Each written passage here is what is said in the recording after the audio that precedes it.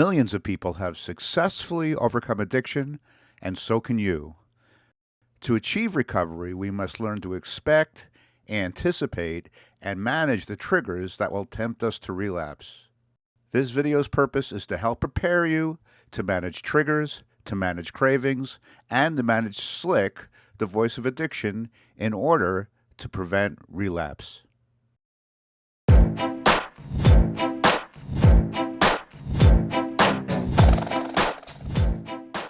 Hi there, I'm Slick.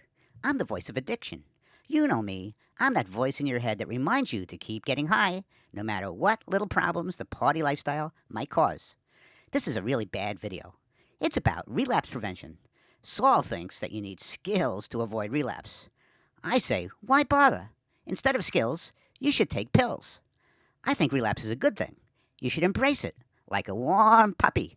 The first section of this video is designed to help you to understand cravings, what they are, how long they last, what it takes to reduce them. I say, don't worry about understanding cravings. I say, just obey your cravings.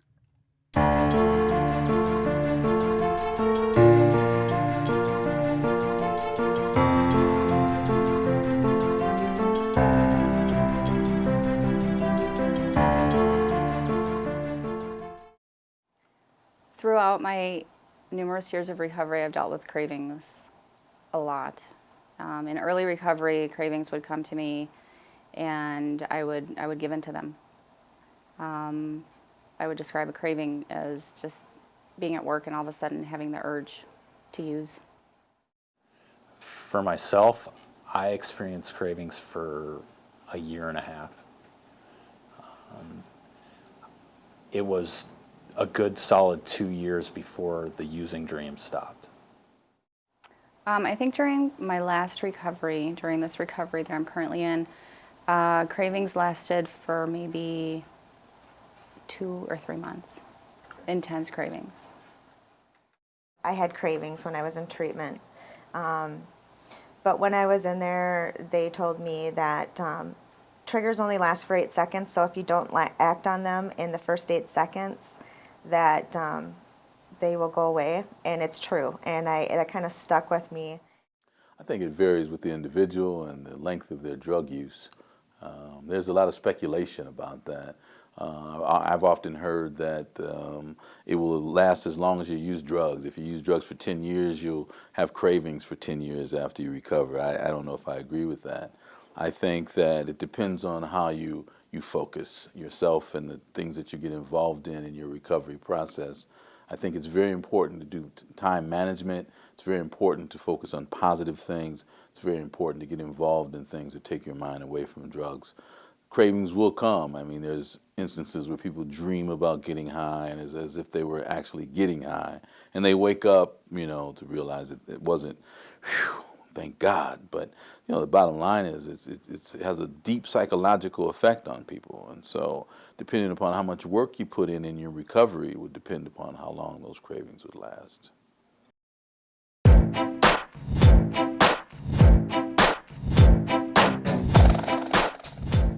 This guy is right.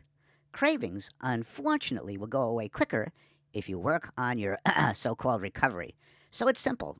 Don't bother working on your recovery. When the cravings come, just give in and let nature take its course. Cravings are typically triggered by people, by places, and by things that remind you of getting high. So it's really important in early recovery that you hang around triggery people, triggery places, and triggery things. This silly video is going to advocate that you make major lifestyle changes to manage your triggers. I would recommend and prefer that you just let your triggers manage you.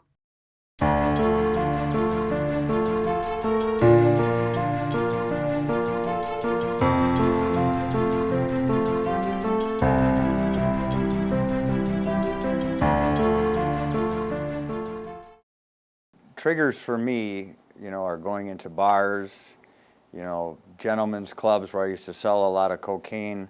I'm a big believer if you hang out in the barber shop long enough, you're going to get your hair cut. I avoid certain areas of town. And Maryland Avenue is a trigger for me because, I had a couple dope dealers live on that street. So every time I would pass Maryland Avenue, be pretty easy to get off the merge and, nobody would know. You know, you can go do it this one time.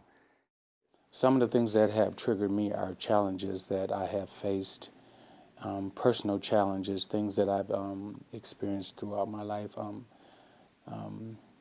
Having gotten out of prison and having the challenge of being red flagged every time I applied for a job, or not wanting not finding or being able to find housing or people that would rent to me,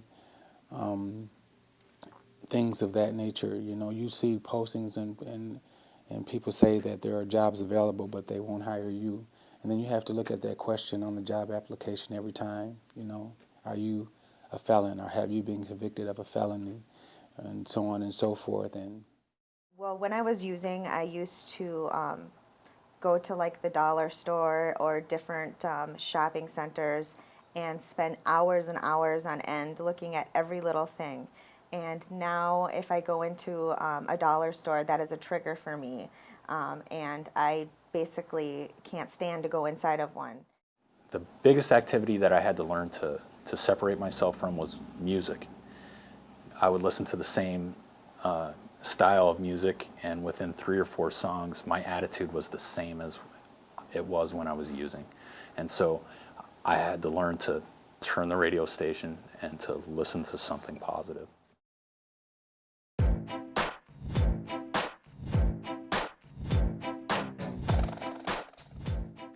This guy here, he's just way too radical. He stopped listening to music just because it reminded him of getting high. Well, that's crazy. Speaking of music, one of my favorite songs is called I Get High with a Little Help from My Friends. And this next section, these people are going to say that their old using buddies were triggers for them and they needed to avoid them. Well, that's nuts. Why would you want to avoid the very people who could eventually lead you back to using? Just don't do it.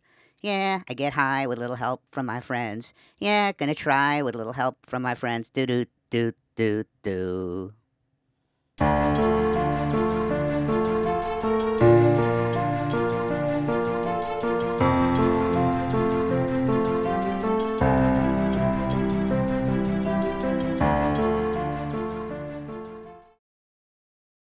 If you have friends or associates in your former lifestyle that are still involved in it, you should avoid them like the plague. You have to change everything. It's often been said that if you leave the door cracked, that is just enough to get you back into that self-destructive lifestyle. I mean, even if you have family members that are involved in that negative behavior and activity, you should avoid them as well. Because you think you're strong, but everybody has moments where all the negative forces come together in one dynamic time, and you're not as strong as you thought you were. And when those things are available to you and those people are in a position to advocate, hey, it'd be okay just to have a drink, oh, it's okay, just take a puff off of this joint, those are the kind of people that you need to avoid. There was a man in my life that was a huge trigger, and we were together for 10 years. And becoming sober, we split up because it was a huge trigger. Even though we were both sober, he still had those addictive behaviors and I didn't. And so we just do not talk anymore. So that was a huge help. Some of my friends were friends even outside of drug use. I had to cut those, and it's been hard. It's been lonely, and I've missed them a lot through all this, because that was my family. That was who I grew up with and spent more time with them than my biological family. But I knew that I needed to keep my loyalty with my children and with my higher power, and that's where it needed to stay, because anything that kept me tied to that lifestyle was enough to drag me back down, and I was done with it. I had a situation in my recovery where my brother was still involved in the drug life, and I had to avoid him. I told him, I love you, you're my brother, and you will always be my brother. I said, but as long as you're involved in that lifestyle, I can't be around you. So when you're at mom's house, I won't come over, and so forth. And he respected that. But at the same time, some of those difficult choices you have to make to avoid people in situations that might trigger your relapse or your re-engagement in that lifestyle. I had spent many years in that misery and many months in treatment, and you know, I think whatever it takes to create a positive, supportive environment for yourself, that's what you must do.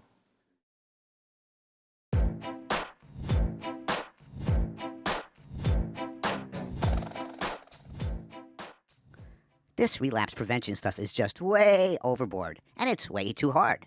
Making all these changes is just asking too much. Stuff like changing friends, avoiding places, thinking about your thinking, it again is just too hard, and getting high is just so easy. This next section, people are going to suggest that you might need to be aware of the feelings that make you want to get high.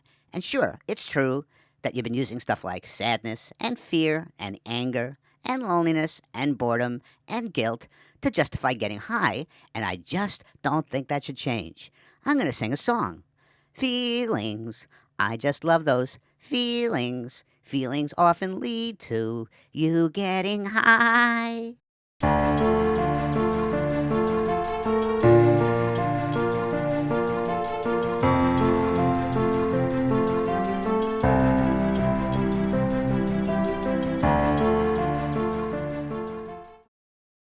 Find that people who use drugs, particularly in starting at an early age, become emotionally retarded.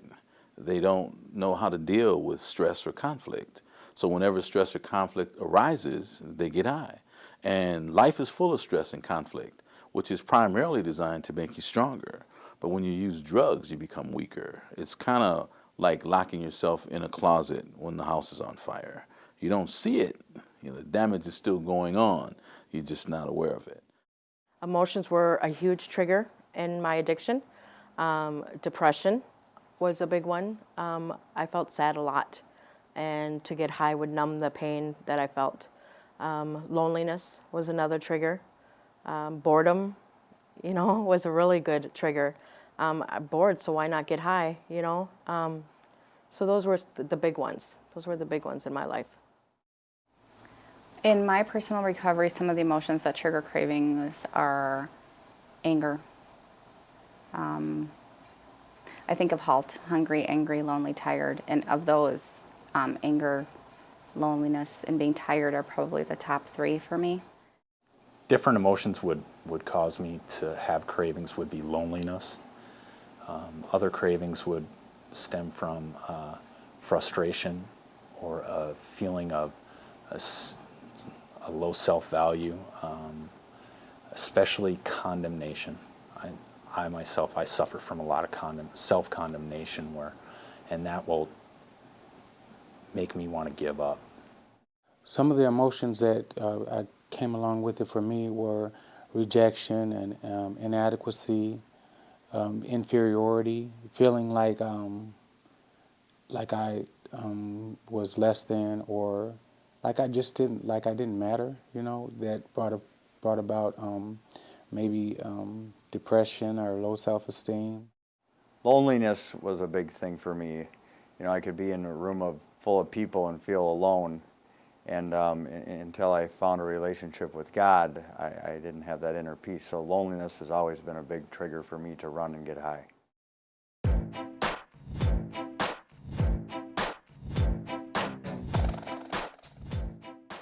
Do you know what the best cure for loneliness is? Well, it's getting high, of course. Because if you're high, you don't need anyone. You're perfectly happy all by yourself and just hanging out with me. This next section is the best section of them all. Why? Because it features me. It's where people describe the ways I've tried to help them relapse. As you watch, it'll help you consider how I've spoken to you in the past, how I'm talking to you right now, and what I might say in the future. You know, I think I've got one more song in me. Lonely days, lonely nights, where would I be without my cocaine? Lonely days, lonely nights, where would I be without my vodka?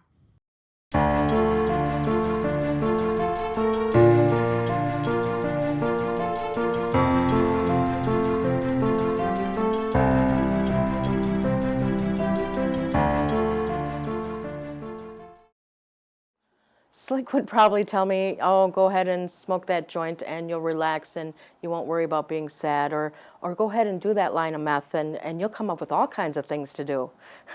So that would kill the boredom, you know, and just any kind of alcohol or anything that I'd be using would just cure the loneliness because I wouldn't worry about having somebody there with me.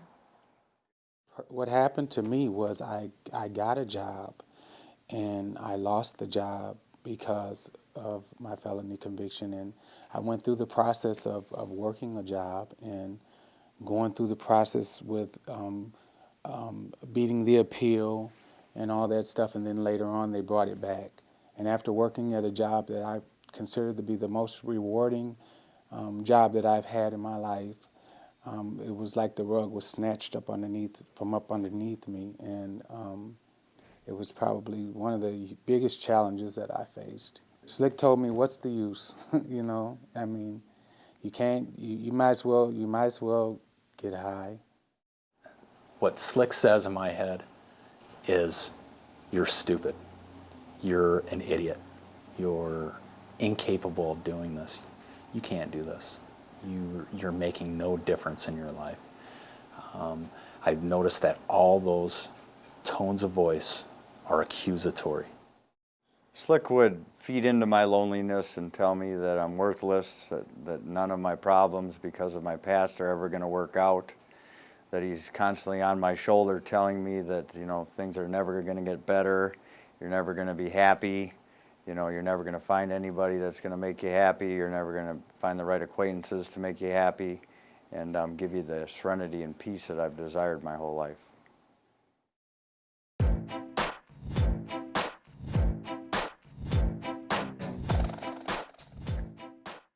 You know, I do want you to have serenity and peace, but not the recovery way. You know, that involves healthy relationships, spiritual growth, and emotional health. I prefer the quick and instant way that comes from getting stoned. Even if it includes, little stuff like, withdrawal, legal issues, brain damage, poor health, and conflicts with friends. If that stuff bugs you, just get high, and you'll have at least an hour of bliss. This last section is very, very bad. The people here will describe how they manage cravings so they don't relapse. I think you should just skip it.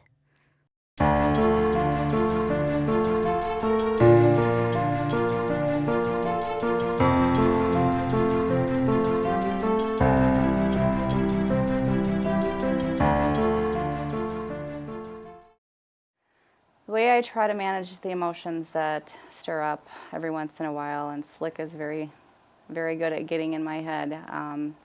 Today, I just really try to take a step back and process the whole thing from beginning to end and remember what the consequences are. There was a time where I didn't do that, and I would just act instinctively, and the consequences would show up, and I wouldn't be prepared for them. Today, I feel like I have a better understanding of myself and where I need to be in my recovery, my spirituality, where I need to be in my 12-step program, and that I need to communicate with other people and bounce things off of people and not isolate and not keep things inside. When it comes to triggers, I just know how to avoid them now. I know how to stay away from them. I know what they are. I know what my triggers are, and God has given me a whole new life to where I don't even really have to think about that anymore because I do so much. My activities are different now than they were then. The thing that helps me manage cravings the most is to realize when I have one, is to recognize it as early as possible, and then to immediately stop and make that decision that I'm not going to submit to that craving, that it's not even an option, and to verbalize my opposition to that craving. And then from there, it's important for me to go and realize and search for the reason why I'm having this craving. Because it's not the craving, it's something brought that craving to me. So I have to search that out and then address that problem or that desire or that deficiency, whatever that may be. There were many things that I had to change and give up after or during my recovery, many old behaviors and places. The biggest one was music. I had to, the music that I used to listen to, I had to give that up. After treatment, I actually figured that out. That's when I figured it out, was after treatment. I would listen to some of that old music, and it would bring me right back to where I was. The thoughts, the feelings. I mean, I could actually feel like I was there. I think that the last time when I was approaching, after I went through an intense relapse prevention program, I didn't experience a lot of cravings, and I think it was because I immersed myself in meetings and fellowship and things of that nature. In my past recoveries, I was pretty much an isolating user, so I used by myself. I really didn't party or have party friends, but there was a couple of people that I knew who were my resources, and I never cut those people off. In my current recovery, I actually had to terminate several relationships with people who were not conducive to my recovery lifestyle. It was an incredibly difficult thing to do because they were close friends, but they were not ready or at a point in their lives to change their lives, and I couldn't ask them to do that. I knew that I had to take care of myself and my own personal recovery, so I did have to terminate certain relationships. You never have to relapse again if you fully commit to work on your recovery. To get free worksheets or to see videos to better help you manage SLIC, cravings, and triggers, go to slickrecovery.com.